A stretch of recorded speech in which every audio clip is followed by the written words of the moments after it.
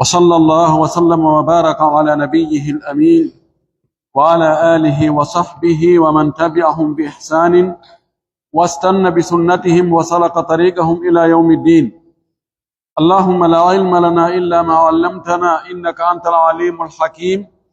اللهم علمنا ما ينفعنا وانفعنا بما علمتنا وزدنا علما.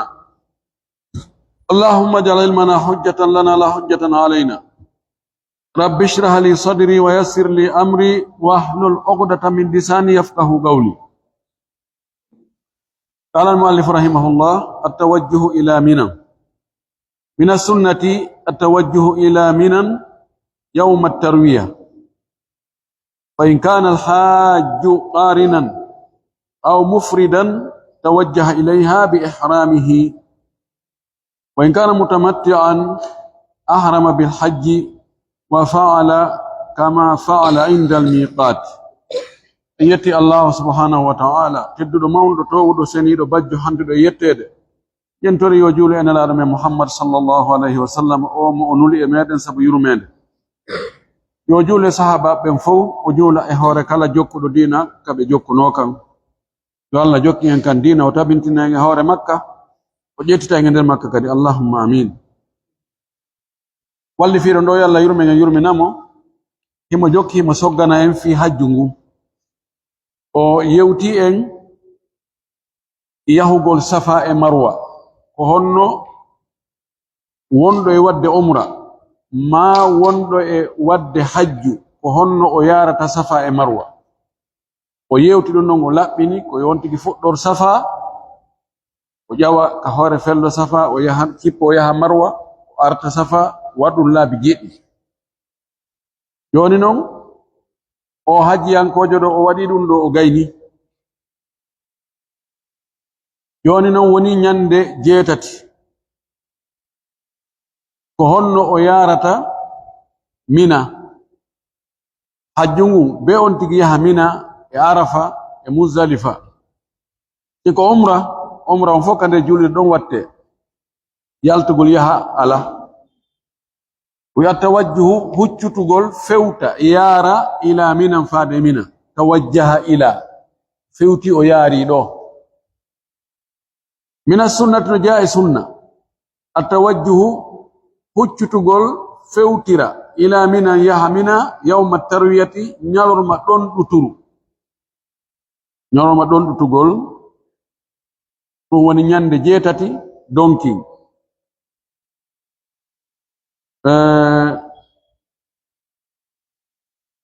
Kon wiya tarwiya ɓe wi ko ñalma ɗon ɗuturu kono ko itta ko e riwaya fillagol ñallal fillaye ɗon ɓuri sellude. Ñalorma fillaye ko on ɗum wi'i ɗon ñalorma fillaye ko tawde almami on nden ñande o ka Masjidil Haram hari lawnu si woni subaka on juulama woni ɗon seeɗa almami on waɗa khutba o waajo yimɓe ɓen o yeetoɓe ko honno hajjirte. Si Mina yahama ko honɗum watte ɗon, si Arafa yahama ko honɗum watte Arafa, ko honno waɗete Muzdalifa, ko honno kaaje ɗen bugorte, ko honno o fillo waɗa riwayaji o yewtaɓe ko honno nda sallallahu alaihi wasallam waɗirno. Ƴettira noon yawmu tarwiya ɗum ko ñande jeetati donki. En yewtino wonde joni ko fayda ko ka jemma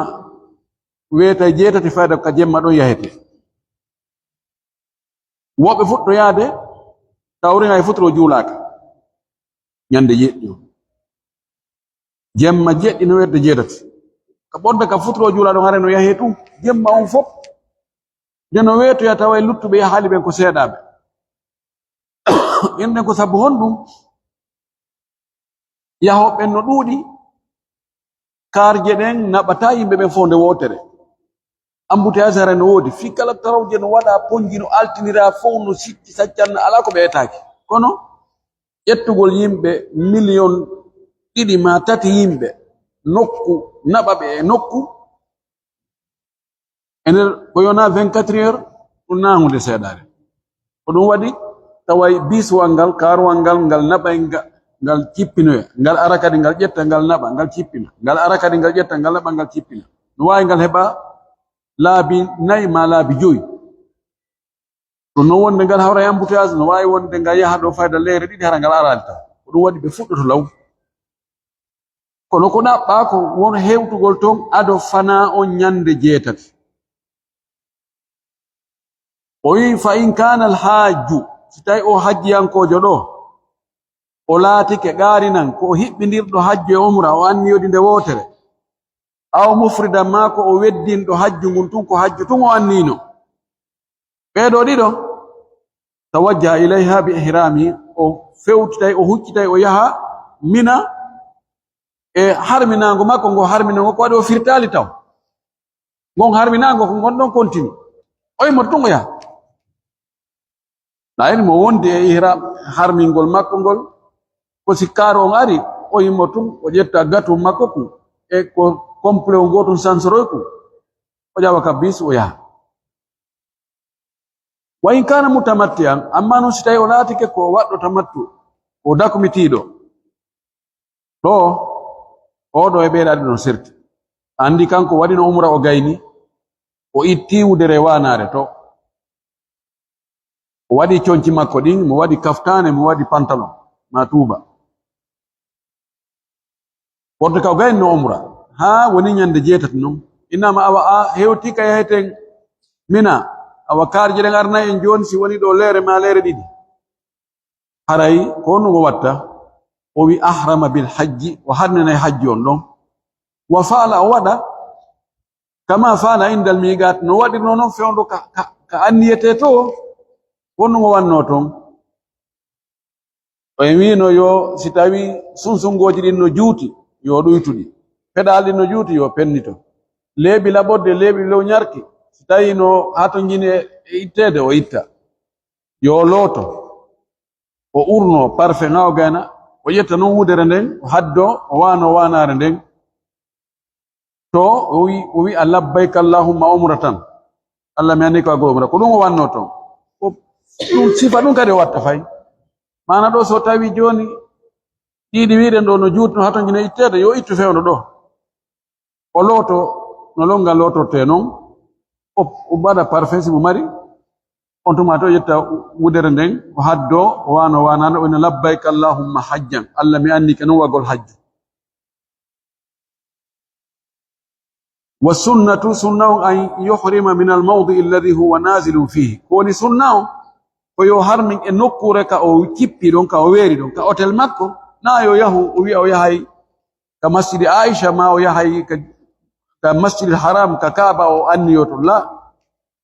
ka o weeri ɗon ka hotel makko ko ɗon o loototo ko ɗon o sansoto conci ɗin o watto conci ihram ɗin o ina labbayka allahumma hajjan allah mi anni ke wagol hajju fa in kana fi makkata si tawi ko makka o woni ahrama minha o harminay makka ɗon tigi wa in kana kharija si tawi ko yaasi makka o woni ahrama haythu huwa o harmina ka o woni wo sottantaka ɗo yahe nokku goo ma yaheɗa fa fil hadith no e hadith ko jannganoma ɓaawo man kana manziluhu mo laatike galle mum werde muɗum cipporde mum duna makkata har hewtali makka fama hilluhu ewnorde makko nden harmingol makko ngol yugo labbayka allahumma labbayka min ahlihi kaka yimɓe makko ɓen ka ɓeygure makko ko galle makko ɗon o wi hatta ahla makka hatta ahlu makka hay yimɓe makka ɓen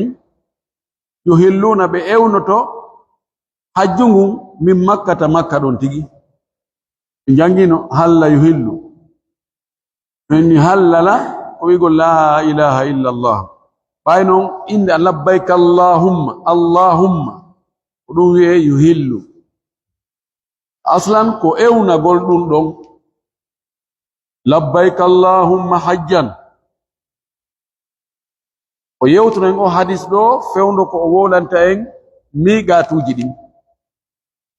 iwoɓe yaasi miigatuji ɗin koɓe ara haka miigat si ɓe anniyo kono si tawi on tigi ko hakkunde miigaton e makka ko ɗon o hoɗi kaka ɓeygure makko ɗon o wi hay wuri yimɓe makka ɓen siko hajju ko nder makka ɗon ɓe anniyoto, amma noon siko umra yimɓe makka ɓen ma yahuɗo yaadi waɗugol umra o gayni umra makko himo faalano fillitade umra himo nder makka ton, donc ɓe on tigi yalta e nder hurum on o yaha yaasi waɗi hajju e umra be dewal mungal sendite pecce ɗiɗi, feccere go yaasi hurum on, feccere go nder hurum on. siko hajju yimɓe makka ɓen ɓe inna yo ɓe fuɗɗor hajju ngun nder makka ɓe yahoya noon yaasi ɓay mina e arafa muzdalifa, mina arafa muzdalifa ton fu ko yaasi hurum on, mani ɓe fuɗɗori nder ɓe yaltoyino. si tawi noon ko ɗum ɗo ko hajju ɓay noon umra kaju yahantake ton, joni ɗon yo ɓe fuɗɗoroy yaasi, yo ɓe yahu taw tan'im ɓe anni yo yaasi ton ka yaasi hurum ɓaawo hurum on, ɓaawo frontiére hurum on, je anniyagol ngol ɗum ko tugalal e tugale umra ɗen, ɓe fuɗɗora ɗum yaasi ɓe ara ɓe gantira nder hurum on. o wi ɗo mo be ka woni ɗon ko ɗon o anniyoto non fokkite hadis on no fotta sellugol mum. wa yustahabbu no yiɗa al iksaru ɗuɗɗingol min addu'ai e toragol Allah du'a on, wa talbiyati e notagol ngol inda tawajjuhi saga fokkita fewtana ila minan yahugol mina, wa salati dhuhri wal asri wal maghribi wal isha wal mabit biha, no yiɗa juulugol fana e alansara e futuro e geeƴe mina ton e waalugol mina ɗon, ɗum ɗon fof no yiɗa, fof ko sunna. wa alla yakhruju lhajju minha e hara hajjiyankojo o yaltali mina ɗon hatta tatlu ashamsu yawmi tasi, ha nange nyande jeenay ngen nange nyande jeenay on nge fuɗa, ɗum ko nyande arafa. non hajjiyankojo yalta ɗon o yaha arafa iktida'an ka nyentingol bin nabii annabi jon sallallahu alaihi wasallam. fa in taraka dhalika, se o acci ɗum ɗo aw shay'an minhu ma goɗɗum e ɗum ɗo faqad taraka sunnata, haray o acci sunna on, kono wala shay alay, hunde fawakimo ilintaɗi ɗo yahugol mina juula ɗon fana alansara futuro geeƴe, wala ɗon juula subaka wona ɗon ha nangen fuɗa si immoɗon yaha arafa, ko ɗum ɗo ɓuri moƴƴude si c'est possible, ɗum nelaɗo wanno. kono sen inni joni o woni makka ha nyande arafa, nyande jeenay o ƴetti oto direct o yahi arafa, huy fawakimo. andi e Guinée Bissau ɓen ɓe e duuɓi buyɗo ɓe leetayno ko nyande arafa ɓe cippoto ka aéroport Jidda, ko ɗum waɗi kar maɓɓe on donc e maɓɓe koye no ɓe woniri ɗon non ko ɗon ɓe ƴettete direct arafa, hay ɓe rewata makka, ani ka suudu kaɓe ɓe reway e nder makka on ɓay taraje ɗen ko ɗon rewi, kono ko direct ɓe yaha arafa kamɓe e donc e maɓɓe fof. andi yahugol nyande jeetati on mina wala ɗon, ɗum ɗon laawike ɓe ɗon wontuma tari ɓe ka maɓɓe, bonnata hunde fawaki on. joni noon o ɓuri heewde ko taban hayde hajja ko hosina ɗin alhaaliji spécial, o andi ɓe fermay aéroport on nyande 5 donki, nyande 5 donki hajji hankojo hara hande kadi duwaka cippade Jidda, ara ɓe fermi aéroport on. hajji hankojo ari ɓaawo ɗum o cippike andu ko lanɗo on direct inni ɓeɗo ɓe newnana ɓe cippi, na ɗum haray system on haray fermi yoni non on tigi yahi nyande jeetati Allah walli o hewti ado fana o juuli don fana alansara e futro e geeje fewno do ko buri duurude kon e hajjiyan kobben de subaka no juule ada be hewto e arafa yonno ko bay ƴettugol ben do yimbe fop mina naba be arafa on kadi karwal ngal yahay laabi nayi wonde laabi joyi ƴetta yimbe ngal naba ngal cippinoya ngal arta kadi ngal ƴetta yimbe ngal naba ngal cippinoya ngal arta ngal ƴetta ngal naba ngal cippinoya ha wonde nayi joyi kambe société kipube e kaariye den kambe ton harayi be accoy goddo arafa wobbe no mina chauffeur jo ngari jetti be winduno numéro chauffeur jo numéro karwangal awawodo chauffeur jo bay ko no be gollirobe yobira o jetti ga yimbe so hewtoyto cippina o hebi go aybi go be pointanam o arta kadi o natta aybi didi ko non be gerdata ndeno weta fayda haray fayda buy ko ton walata arafa kon no fona hunde ko yahangol hunde adonde hewtude de hewtande tawe don wada non o wi fa inna aishata tabiti wonnene men aisha lam takhruju min makkah yawm at-tarwiya wana nyande jetati o yaltuno makka o yahi mina o yaltali hatta dakhala al-laylu ha jemma on naati wa dhahaba thuluthuhu tatabal jemma on yahi fe'i donc jemma arafa jemma jeena yon ko ontumat non o iwi makka o yahi mina o rawa dhalika ibn al-munzir fil likadu wonde ko non nene men aisha wadinno naka yimbe fo yalto non kanko yalto jawazu al-khuruj qabla yawm at-tarwiyati daga gol yaltugol makka yaha mina ado nyande jeetati روى سعيد بن منصور عن الحسن سعيد بن منصور في اللي الحسن البصري أنه كان يخرج إلى منى لما يلتن يها منى من مكة أو مكة قبل التروية وأدين يند جيتتي بيوم ينلا يند جيتي أو يومين ما بلد يند جيغو ويا أونتيرو يا مناتو وكرهه مالك نونو أنيدو جيتتي donki de nyande ko nyande juma o timitaman no don ha waktu juma on faando to fa alayhi an yusalli ha don are o yalti o hakkunde fana ya lansara yalay hay wi en no dagi tani mo wadi hebata bakkat kon non pellet kon na do wanno kon ko dum no woni ka top ko dum no woni excellent manamu ko jumhur wi kon no dagi o wontugo hara o yaltali ha kikide ma o yalta ado mudum kadaga gon no dagi ko buri mojjude kon ko ebbugol fewno kanela do yaltuno don o yalta fewno don sina hara ko ganto no wirden ni sabu dudugol yimbe ben joni e dudugol embouteillage tawde karje den yide duudi ha kono de yonata duudi non sa ko buri kar guluji temedde tati anino nasa makala kono million tati yimbe to juli subaka woni ha nangi gen ge fudi fokkutugol don non kadi yaha arafa atawajju ila arafa fewtugol arafa yarugol arafa ngol non joni yusannu sunnina atawajjuhu fewtugol yara ila arafata إلى عرفات بعد عرفات بعد طلوع الشمس يوم التاسع باو يلي تقول نانجي نياند جينا نانجي نياندي كوبول لما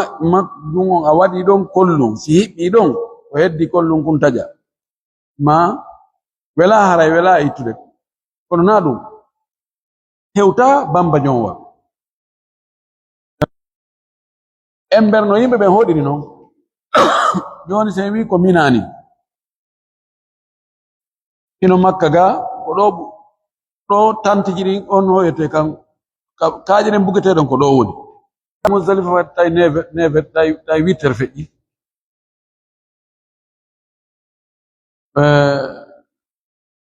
mi bim fuɗgo mi hajji ko fu mi heɓali e tampere e hoore kar e hoore otowal iwgol Arafa al Muzdalifa ko mi tampi ko ndeng hitande almuhim ko laawol newingol wo ma at-takbir wondude habbirgol on yalta non o rewa laawol ngol o rewo kono haray mo habbira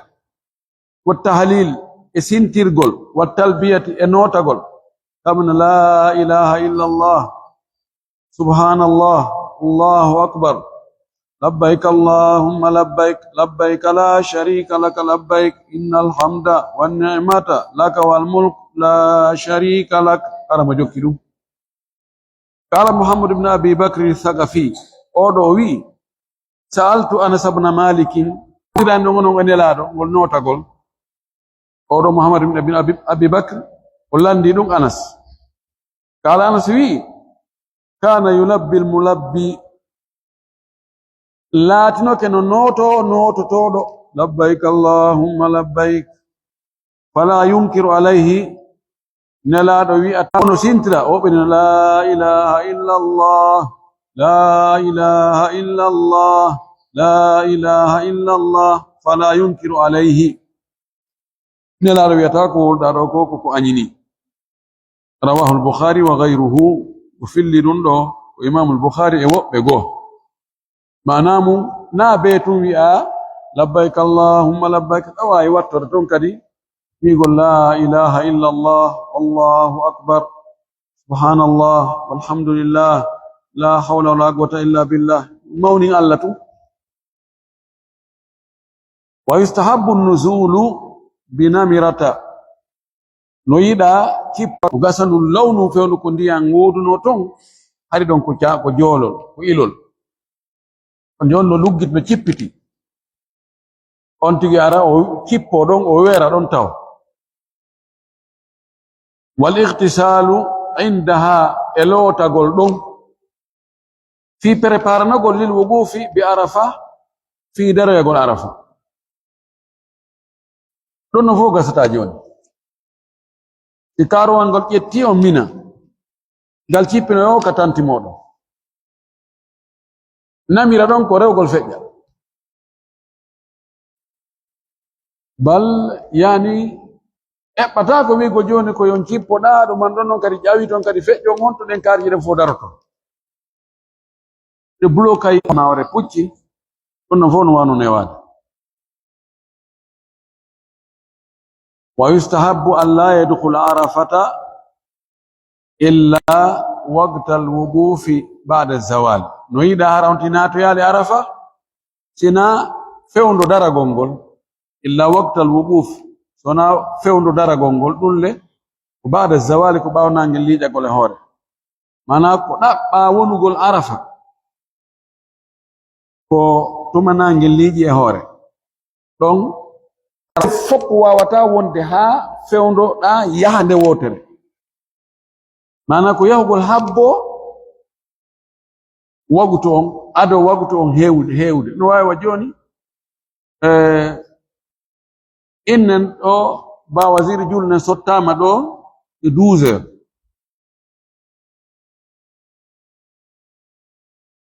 ara ka julde joɗɗa ko fewndo honde ɗaɓɓa argol ka julde ɗo fi julugol fana tuma won 13 heures 13h10 13h15 ko ɗon ha e fana noon si fuɗɗo du'aji ɗin fuɗɗo ɗum ɗo aray ko woni tun yo on tigi eto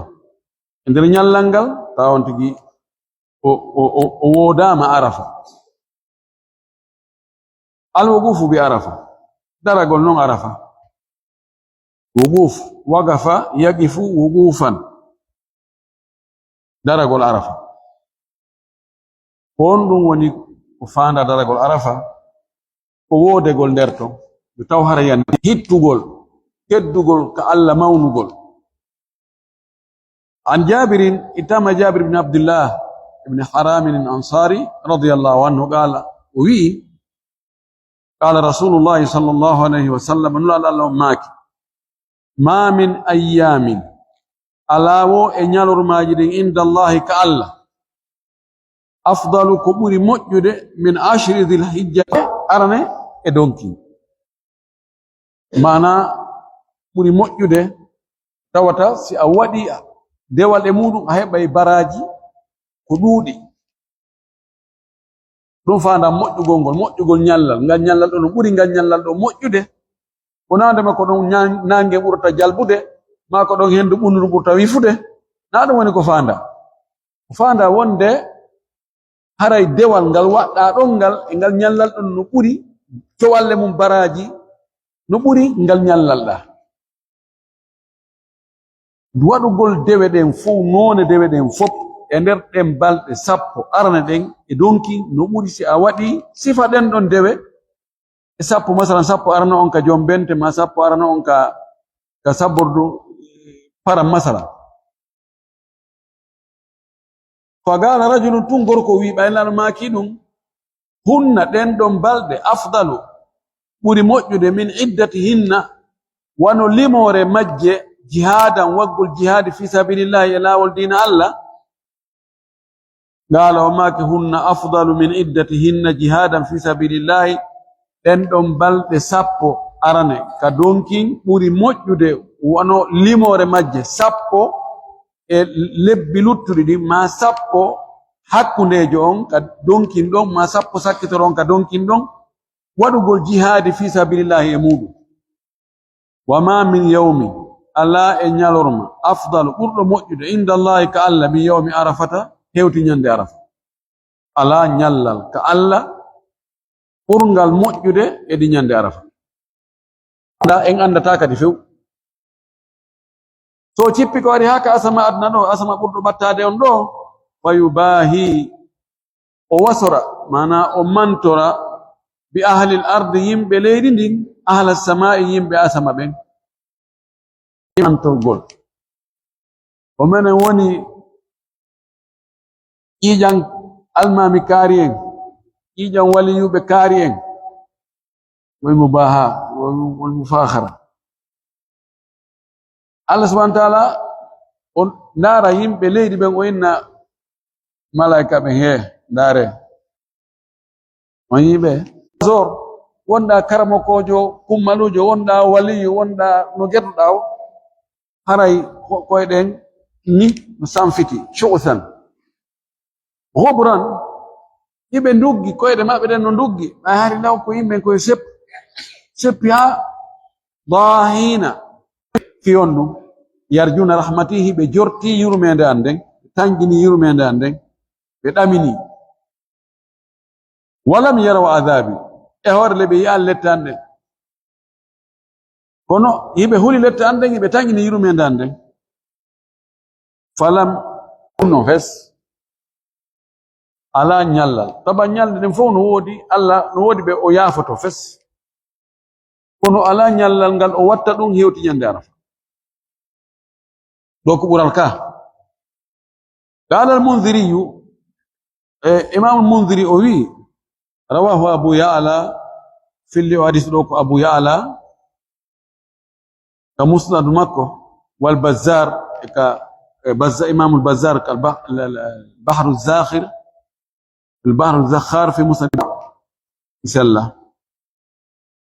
ودون ودي ستوي ابن هبان إني حديث وسلة لون هراي يا جوكر رجع كيرده بس كه دموين حديث سلة هراي نمانك وروى ابن المبارك عبد الله بن المبارك مفلي عن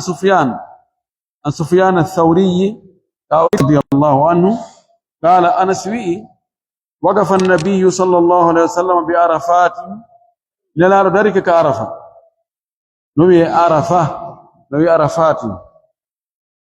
بالإفراد وبالجمع ومن نلا ذلك كعرفة وقد كانت الشمس أن تثوب تبنانجن إمبي قد يقولوا جتامدر أنتم أتنا ميكرو دينارما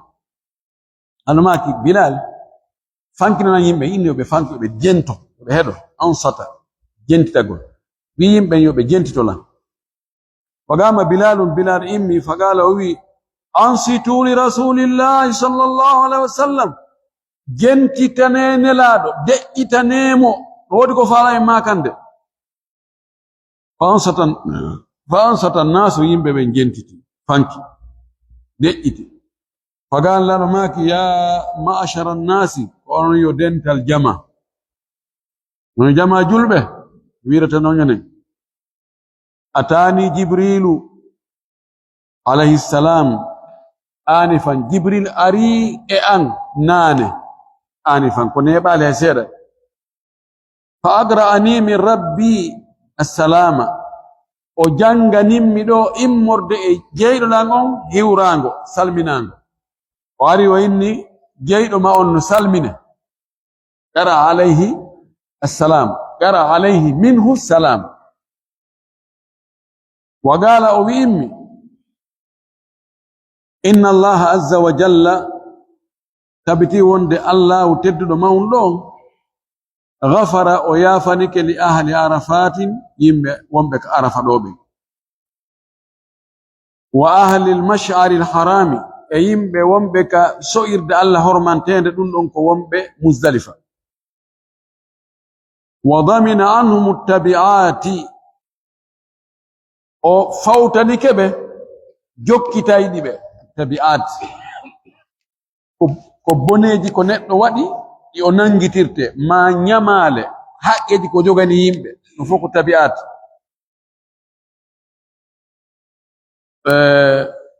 mana tabi'at ko wiete non consequence ko neddo nangitirte ko so o wadi nani ko ni ha awadi ko dum no jokku magoy golle maade jokkete konko wiete jokkete don anti ko anda no jokkuma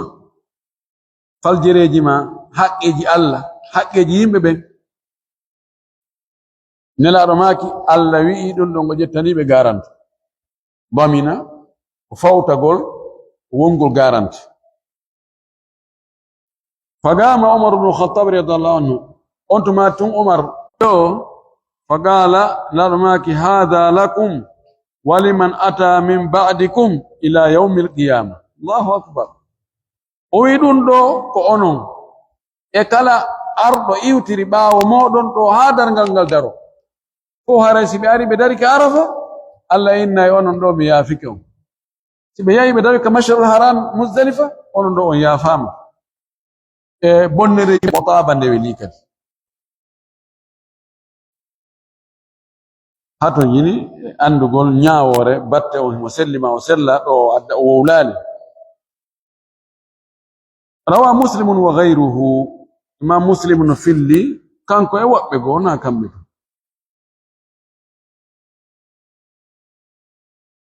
ana aisha tabiti aisha nen min aisha radiyallahu anha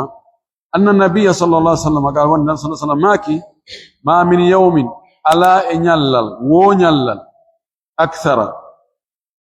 burgal durude min an yu'tiqillahu de allah rindinta min an yu'tiqallahu de allah rindinta fihi emudum abda jiyado minan nari e yite min yawmi arafata hewti nyande arafa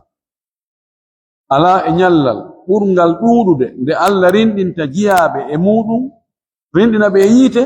hewti ko rindita ko nyande arafa wa innahu no kanko allah la yadnu ma wa innahu ko hani andugo kon la yadnu ma batto azza wa jalla himo batto thumma yubahi o mantora bihim e mabbe al malaikata malaika ben wa yaqulu inna ma arada haulai konno be fala odo hadisi musalli ay ko imam muslim fillim وعن أبي الدرداء اتما أبو الدرداء رضي الله عنه هو كانكو شيطان فيه انغال نيال الأصغر بوري فندود بوري هويد ولا أدهر ونا بوري برد جاسود دنيد هوينيد بوغيد ولا أغيض wana ka ɓurata tikkude mono seytina dummino minhu e makko fi yawmi arafa hewti ñande arafa ala e ñallal ngal seytane yi'ete tawa nde ñande imo jaasi kankadi kon nde ñande ɓay nde ñande o wiya ɓeɗo fof Allah ɓeɗo fof daɗi yiite ɗum mi wattami nde ñande ara en adhar yani dafu adharahu ay dafa'ahu bil quwwa duñirgol mo doole hara kadi ko duñirgol mo jaasugol andi wonde ya duñira goɗɗo doole kono hara a heɓɓana ay hayta ɗum buɓɓoɗa on tigi to a duñirimo doole kono naaf faale hoynugol mo jaasina mo usabi ibino duñiramo ɗum woni bugo mo yara ɓawɗo ɓaɗa kitangoy waraka duñamo kadi o wi ko noon haray ko noon o wayi nde ñande ala ñallal ngal tawata himo hoyi himo jaasi himo tikki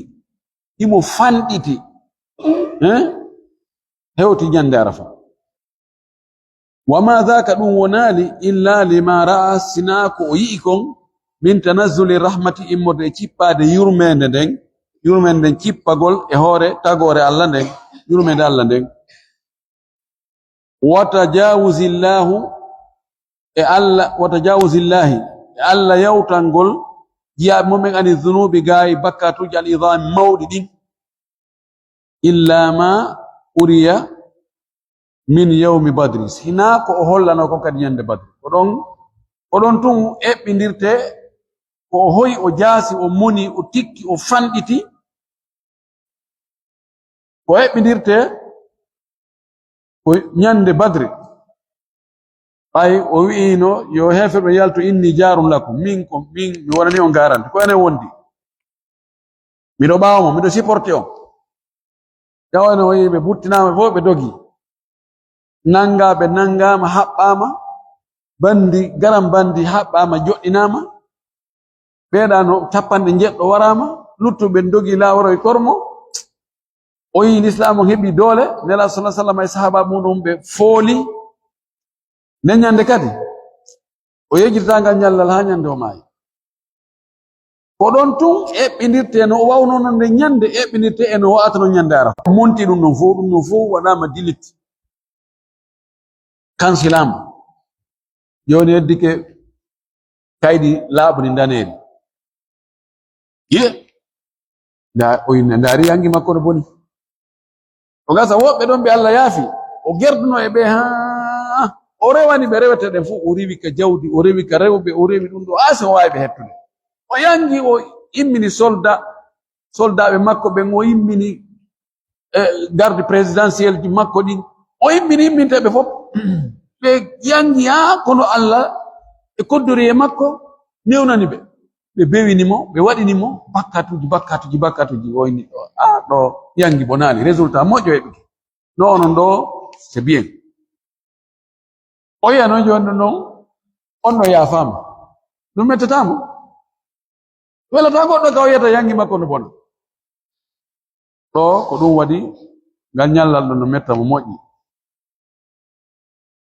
ila wiyama wama ra'a yawma badrin ila wi'a wama ra'a yawma badrin ya rasulallah qala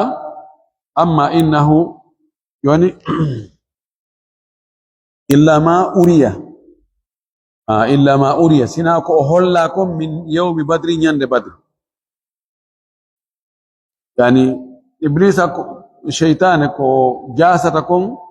ñande arafa ala ñallal ngal o jasata wa mum sina ko o hollano kon ñande badri ko o hollano julɓe no fooli malaikaɓe no cippi no wallito julɓe no wara heferɓe ɓen ko yino ɗon ko hollano ɗon kon kadi ɗum wanno nde ñande kadi woni hoyɗo jaasuɗo yoomuɗo moniɗo ɓe landi noon ɓenni ko honɗum o yi'uno nde ñande nene laaɗo qala wi amma kanko ra'a jibrila yaza'u almalaikata o yi'i jibril no ɗowa no ardi malaika ɓen no woni yeso maɓɓe malaika ɓen no yutiri ɓawa ɓe waɗi safuji ɓe soofina hefere ɓen o yino ɗum kon ɗum ɗon mettunomo ha tawi ala ñalande nde o eɓɓiɗirtende nde ñande ɗon sino ñande arafa rawahu maliku mursalan wal hakimu mawsulan oɗo hadis imam malik no fillimo kono kanko o fillorimo irsal nulugol honɗum woni nulugol ko tabi'ijo on diwa sahabajo on inna nelaɗo maaki no hadisul mursal wama sakata min akhirihi aw min awwalihi ani muntahahu rawi joni sen ƴetti awwalu wonde ko innen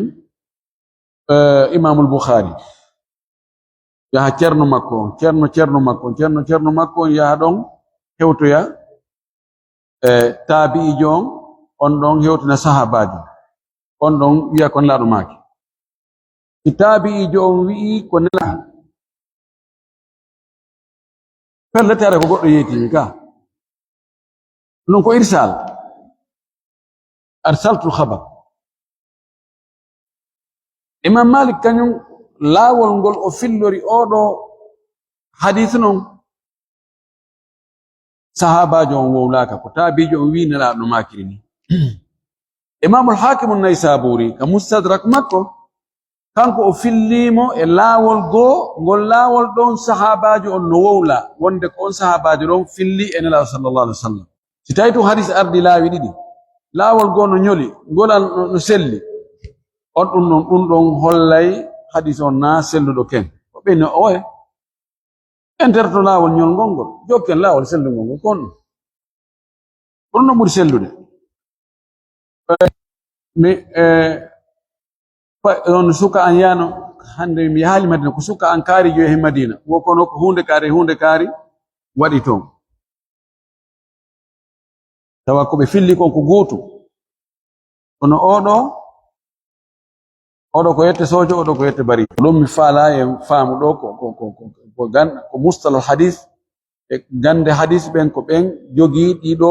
termuji ɗiɗo konngol ɓen hadisu mursalum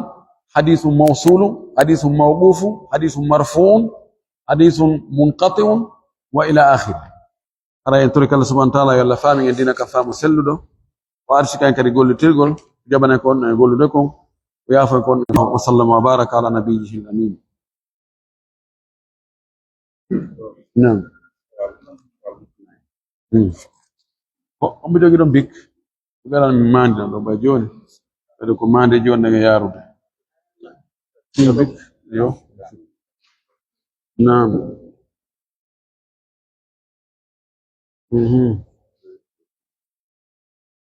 nam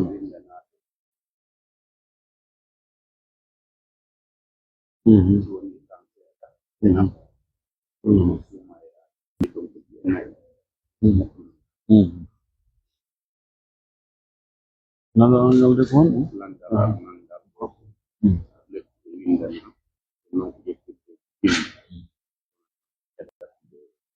ittakoje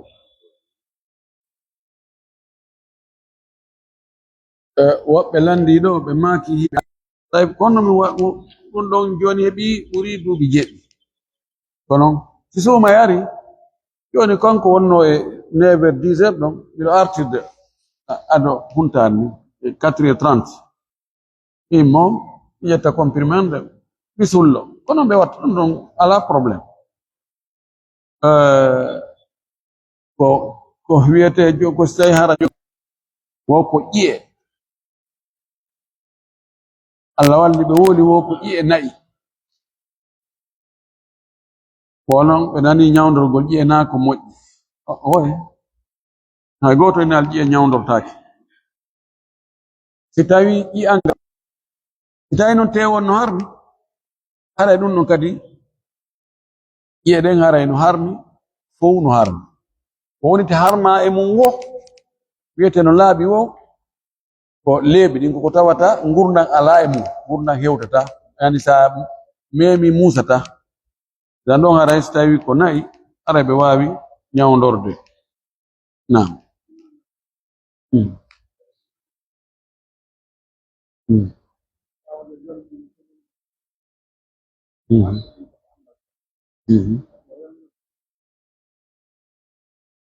Joni timo joni ari ɓe yiidi e ndaɗɗo landal sakkitingal ngal ɗo ko goɗɗo jombi sonnajo ɓawo ɓe wondugol feñani mo sonnajo na o alda e feewa joni o accitirimo sabu angal peewal makko ngal yarli ko o okkuno sonnajo on kon so accidi e sonnajo o inni mobu yaha ƴettu fu komi okkuno ma ko fo ƴettu hara ellano e mum hara ella ala mum no dagi si o jatti no dagi si o